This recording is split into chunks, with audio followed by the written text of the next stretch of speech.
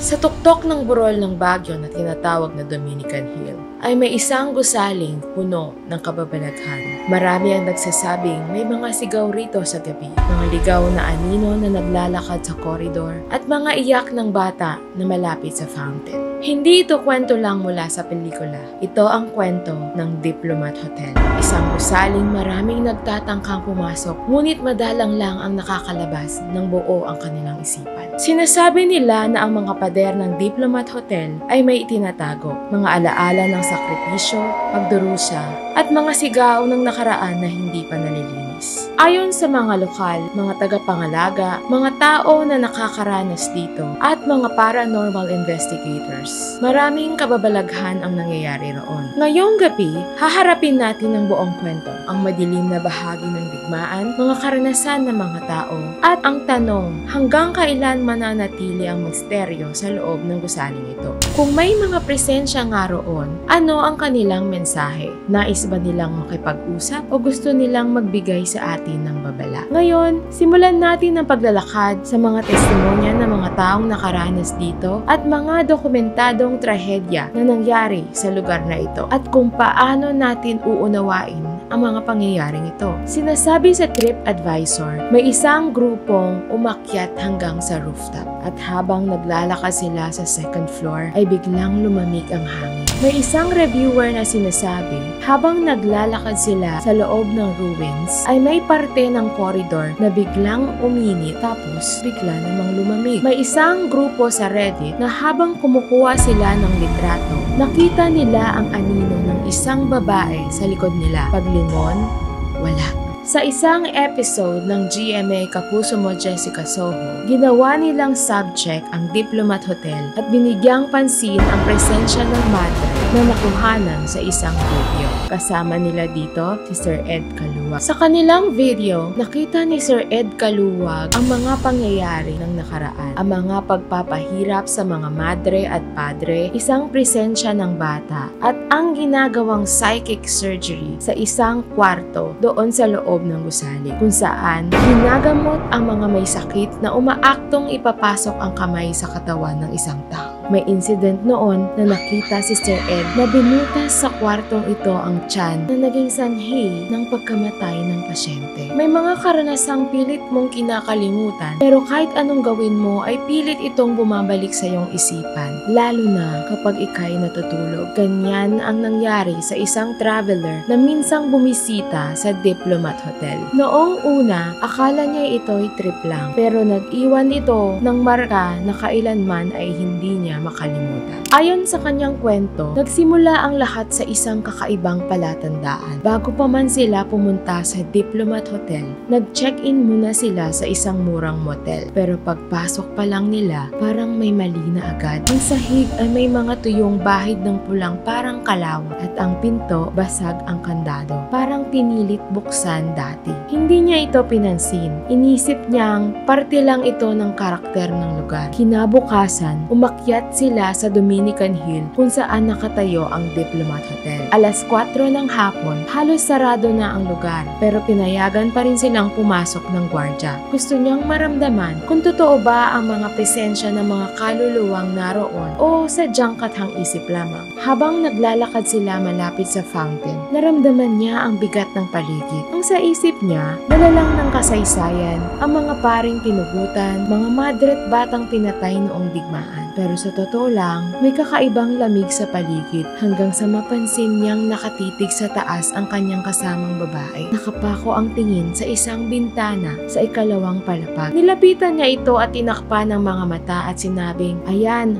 weird ka na naman." Naglakad na sila paalis. Malapit na kasi mag-alas 5 pero habang papalapit sa gate, mahina niyang sinabi, "May tao sa bintana." Tumigil siya. Ang tibok ng puso niya biglang bumilis. Binalikan niya mag-isa ang lugar kung saan nakatayo kanina ang babae niyang kasama at tumingin sa parehong bintana. Una, wala siyang nakita, mga dahon lang na nagre-reflect sa salamin. Pero nang tumagal ang titig niya, may gumalaw. Isang hugis, maitim na anino. Bigla itong sumilip at tumingin papunta sa kanyang direksyon hanggang bigla itong nawala. Hindi siya nakakilos. Kinuha niya ang kamera pero syempre walang lumabas sa sa litrato. Sa taxi, habang binubuksan niya ang litrato sa kanyang iPad, ay may napansin siyang kakaibang marka sa gilid ng bintana. Parang isang guhit ng bata, isang doodle.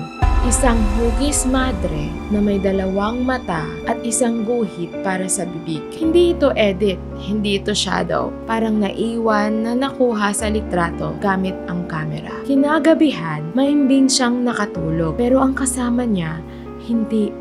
Kinaumagahan, umiiyak itong nagkukwento. Buong gabi raw, may humihila sa kumot niya. Paulit-ulit, sinubukan niyang gumising pero hindi siya magising. Lumipas ang 1 taon, inakala niyang tapos na ito hanggang sa mapanood niya ang isang episode sa Kapuso Mo, Jessica Soho na itinampok muli ang Diplomat Hotel. Isang batang turista raw ang nag-iiyak ng malakas habang nasa lobby. Nagsisigaw ito sa gwardya at sinabing kunin ang kanyang laruan, ang kanyang black ribbon. Pag-akyat ng gwardya sa ikalawang palapag, doon mismo sa may bintanang tinitignan niya noon, may nakita ngang itim na laso. Sinabi ng mga paranormal expert na sinaniban daw ang bata ng kaluluwa ng batang madalas magpakita sa mga bintana ng hotel. Nang maibalik ang laso, biglang tumigil ang bata sa kakaiba nitong pag-uugali at doon siya napatigil. Lagi niyang inaakala na ang kanyang nakita ay ang madre, isang nilalang mula sa kasaysayan ng hotel. Pero nang matapos niyang mapanood ang episode na iyon sa kwento ni Jessica Soho, biglang may nakakakilabot na ideya ang pumasok sa kanyang isipan. Paano kung hindi madre ang kanyang nakita? Paano kung presensya iyon ng isang bata? Ang bata na sumasanib sa mga bisita. Ang bata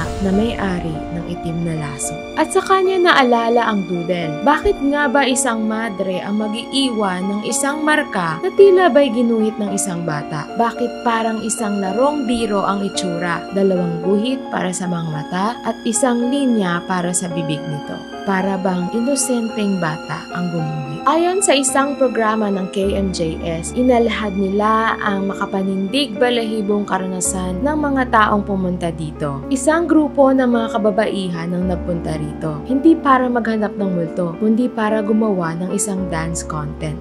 Magaan ang loob nila noon. Tawanan, sayawan, simpleng trip lang para sa paggawa ng content ng kanilang social media. Sa harap mismo ng hotel nila ginawa ang kanilang video. Pero nang simulan nilang i-review ang kanilang footage, bigla silang natigilan. Sa likod nila, sa mismong pintuang nasa gitna ng lumang gusali, may dumaan na anino. Hindi malinaw ang hugis, pero halatang hindi iyon galing sa kahit isa sa kanila. Wala ring ibang tao sa paligid ng oras na iyon. Ang aninong iyon, dumiretso papasok sa loob ng hotel.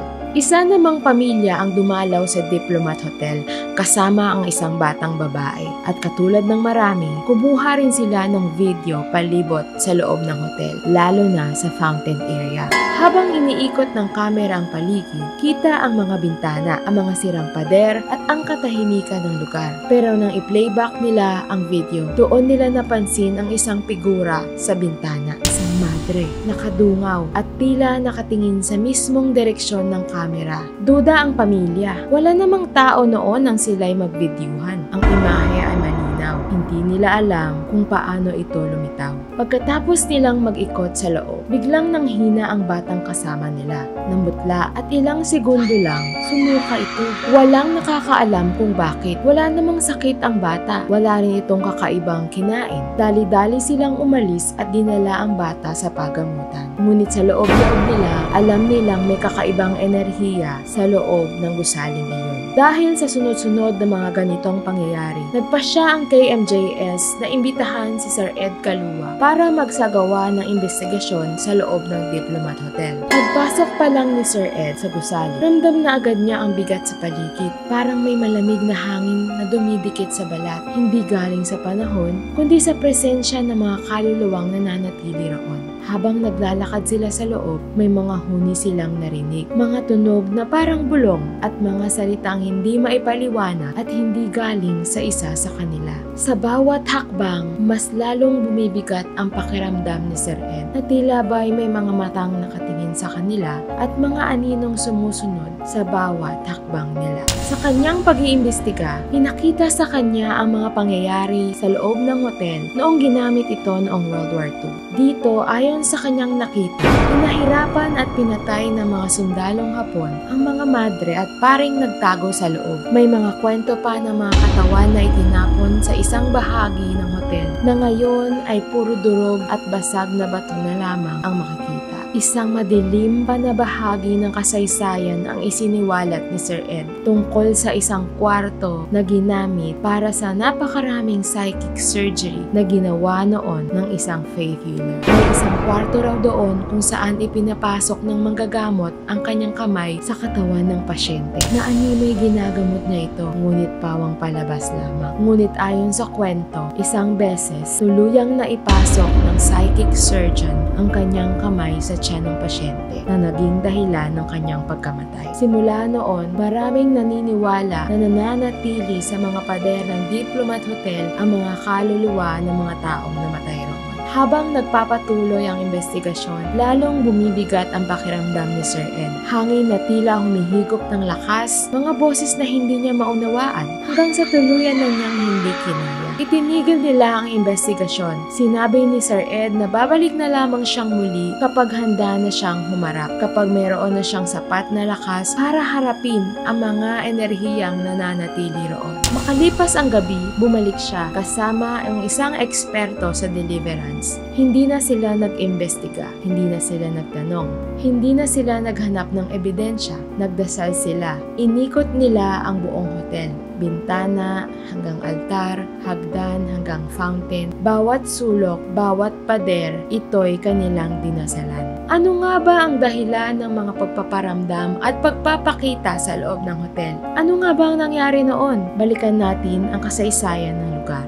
Sinasabi sa mga tala na noong 1911 to 1913 ay sinimula ng plano para sa isang vacation house para sa mga friar ng Dominican Order sa Baguio. Ang lupa ay binili mula sa mga Amerikano sa Baguio. Ang gusali ay itinayo sa burol at tinawag itong Dominican Hill dahil sa pagmamay-ari ng Dominicans. Noong 1915, opisyal itong ginawang retreat house at napagdesisyonan din na gawing seminaryo para makabawas sa buwis. Ngunit dahil kakaunti ang estudyante, naisipang isara ang seminaryo at ibinalik sa dating layunin bilang retreat house. Pagdating ng World War II, naging lugar ito ng pagtakas para sa mga sibilyan. Ngunit hindi nagtagal, sinalakay ito ng mga Hapones at ginawang headquarters. Maraming ulat ang nagsasabing ang Kempeitai, ang Japanese secret police, ay ginamit ang gusali para sa torture at pagpapatay. Sinasabing marami ang pinahirapan,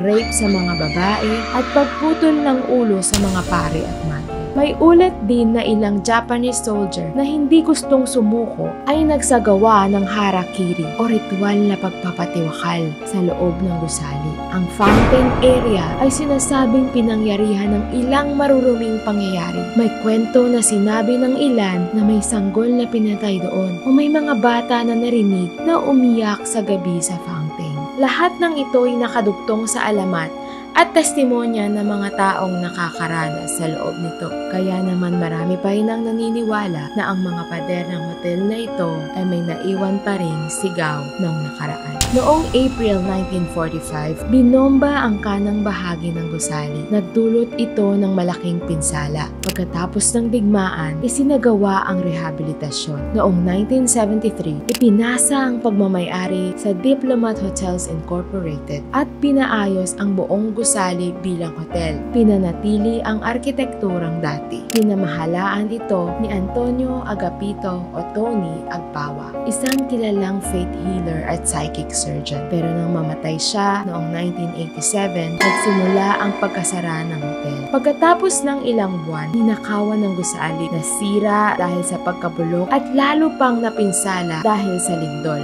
Ngayon, ginagamit ang ilan pang bahagi ng ruins para sa mga events at art exhibits. At ang ibang bahagi ay nanatiling ruins. Ang Diplomat Hotel ay hindi basta abandonadong gusali. Ito ay tahanan ng maraming kwento ng pananampalataya, ng pagdurusa, digmaan at ng misteryo. Mula sa pagiging retreat house nito, mga madilim na bahagi ng World War II, sa pagiging hotel ni Tony Agpawa hanggang sa mga testimonya ng mga nakaranas dito at presensyang nananatili sa lugar na ito. Walang kasiguraduhan ng lahat pero may mga tanong na nananatili. Kanino ang mga anino na nakikita dito? Bakit sila nananatili? Pumapasok tayo doon hindi lang para makita ang ganda ng ruin, kundi para rin makinig sa mga kwentong nananatili roon. Kung gusto mong marinig ang iba pang pambihirang misteryo ng Pilipinas, mag-subscribe sa channel na ito, Docu Dayan, at i-hit ang notification bell. Magkita-kita po tayong muli sa susunod na gabi.